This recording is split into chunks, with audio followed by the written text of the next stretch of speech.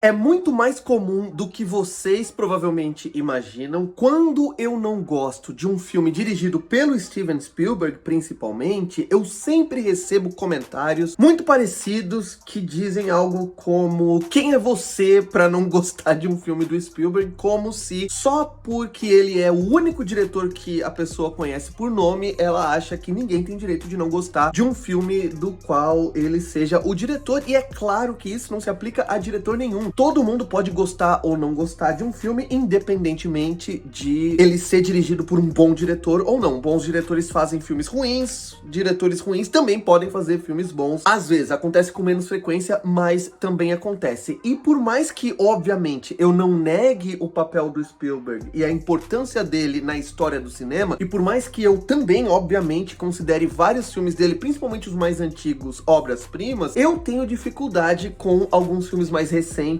dele, realmente, por vários motivos que eu explico nas críticas individuais desses filmes. Mas a boa notícia, eu tô enrolando demais pra começar esse vídeo, é que eu adorei Os Fabelmans, que é o novo filme dirigido pelo Steven Spielberg, que é um filme muito doce, não só sobre o processo de formação de um cineasta, mas sobre rotina, sobre os pequenos detalhes que constituem as nossas memórias e sobre o peso, a importância da figura da mãe na construção subjetiva de um rapaz. Os Fabelmans conta a história de Sammy Gabriel LaBelle, que cresce no Arizona pós-guerra e, apaixonado pelo cinema desde a infância, passa a levar seu sonho ainda mais a sério quando seus pais, vividos por Michelle Williams e Paul Dano, decidem mudar a família para a Califórnia. O filme é obviamente autobiográfico. O Spielberg está lidando com as suas próprias memórias de formação e cada vez mais, nos últimos anos, tem vários diretores que estão indo por esse caminho também, por fazerem filmes muito pessoais sobre a sua formação como cineastas, como pessoas, e também sobre a sua terra natal. A gente viu isso em Belfast, do Kenneth Branagh, a gente viu isso recentemente também com o Armageddon Time, do James Gray. Enfim, eu poderia citar outros trabalhos aqui. E o Spielberg, por mais que esse seja um dos principais problemas dos filmes dele, não só os recentes, mas os mais antigos também, ele sempre tenta fazer com que os filmes dele tenham uma carga emocional muito forte, um drama muito emotivo, e ele faz isso muitas vezes de maneira muito manipuladora, de uma maneira muito artificial. E aqui é exatamente o contrário. O filme é muito emotivo, o filme é muito emocionante, de uma maneira que soa 100% ou 90% orgânica, convincente e autêntica. Ele faz isso, principalmente na minha opinião, por não centrar o seu filme em grandes eventos. Ele não faz com que Os Fabelmans seja uma grande novela, um grande filme melodramático com eventos catastróficos. Na verdade, esse é um filme sobre rotina, como eu falei anteriormente. É um filme sobre detalhes, é um filme sobre ações e sobre reações pequenas, cotidianas, que são basicamente aquilo que constitui a nossa vida. Pensem, por exemplo, na repetição da mãe do protagonista tirando a toalha de plástico com os talheres e os pratos de papel. Enfim, são várias repetições que vão criando essa sensação nostálgica de memória e de repetição da vida. O filme passa por vários aprendizados que o protagonista vai adquirir. Esse é um filme coming of age, como os americanos chamam, que são os filmes sobre infância e adolescência, e em que o personagem começa de um jeito e termina de outro, porque o filme é basicamente sobre o processo de aprendizado desse cara que vai se tornar um adulto daqui a pouco. E é um filme sobre, por exemplo, o aprendizado de que você não tem tudo sob controle e que muitas coisas você não consegue controlar, como ele consegue controlar quando tá dirigindo um filme, por exemplo. Ou então o processo desse menino entender e descobrir pela primeira vez, provavelmente na vida, que a mãe dele não é uma super heroína que tem tudo sob controle, que não tem falhas e que sabe tudo o que tá fazendo. Na verdade, ela é uma mulher de carne e osso, é uma pessoa que tem problemas, que tem dificuldades e que tem falhas, e esse processo não é fácil pro menino, e a gente vê isso, como eu falei, de uma maneira pouco expositiva. Tem alguns diálogos, sim, principalmente no primeiro ato do filme, que acabam sendo um pouco mastigadinhos demais, mas isso é muito raro nesse filme, porque a maior parte das lições que o menino aprende e que compõem a mensagem do filme são muito mais orgânicas e se desenrolam de uma maneira muito mais natural. O filme tem algumas cenas que estão, e eu não vou estar exagerando ao falar isso, entre as grandes cenas da carreira do Spielberg. Spielberg. Por exemplo, eu adoro o momento em que o menino tá com desentendimento com a mãe, eles não estão se falando porque ele tá escondendo uma mágoa que ele tá e ela não sabe disso, e ela sabe que ele não tá bem com ela, e ela o pressiona, ela fala, fala comigo, se comunica, o que que tá acontecendo? E ao invés de falar com palavras, ele a leva pra dentro de um armário e projeta um filme que ele gravou, porque a maneira dele se comunicar, a linguagem que ele aprendeu e com a qual ele se sente muito mais confortável, não é a linguagem das palavras, mas é a linguagem do cinema, do audiovisual, e isso é muito lindo. Ou então, em um outro momento, mais lá pro final do filme, quando ele faz o vídeo de formatura daquela galera, dos amigos dele e tal, e ele pega aquele bully, aquele menino que tem o incomodado, o atormentado o ano inteiro, e ele o filma como um personagem, ele constrói um personagem em torno daquele rapaz, mostrando pra ele indiretamente depois que ele é um personagem. Então aquele menino, quando assiste aquele filme, ele se enxerga como um personagem e ele tem um momento de confronto consigo mesmo, de pensar, caramba, mas eu não sou esse cara, isso é uma construção, e não só do protagonista, do Sammy, como diretor daquele filme estudantil, caseiro, mas também dele próprio, que tem projetado aquela personalidade, aquela persona que na verdade não se sustenta, e ele sabe disso, só ele sabe disso. Como diretor, o Spielberg também toma algumas decisões que são simples, sabe aquelas decisões que passam despercebidas pela maior parte dos espectadores, mas que mostram a genialidade dele e mostram como ele sabe aquilo que ele tá querendo mostrar e aquilo que ele não quer mostrar. Por exemplo, tem um momento em que a família ali tá assistindo a um dos vídeos feitos pelo Sammy, e é muito importante naquele momento que a gente veja como cada um daqueles membros, inclusive o tio do Sammy, vivido pelo Seth Rogen, estão vendo aquele vídeo e as reações que eles estão tendo, como que eles estão interpretando, como eles estão recebendo aquela imagem. Então nesse momento, o Spielberg faz um movimento de câmera, uma panorâmica leve, que vai enquadrar todos os personagens. Ele movimenta a câmera para que realmente todos fiquem enquadrados e a gente possa, com os nossos olhos, percorrer o quadro. É isso que você faz naquele momento, e esse é um dos principais papéis da direção cinematográfica, que é direcionar o teu olhar como espectador, e a gente faz isso, a gente olha para todos os rostos para tentar entender como que eles estão reagindo àquilo que eles estão enxergando, e isso é muito bonito. O Spielberg toma esse tipo de decisão em vários momentos ao longo da projeção. A Michelle Williams mata a pau nesse filme. Eu não exageraria em dizer que eu não só apoio ela ser indicada a várias premiações no final do ano agora, como também vencer alguns prêmios. Eu não acho que seria exagero nenhum. Ela compõe uma personagem que é vulnerável e que ao mesmo tempo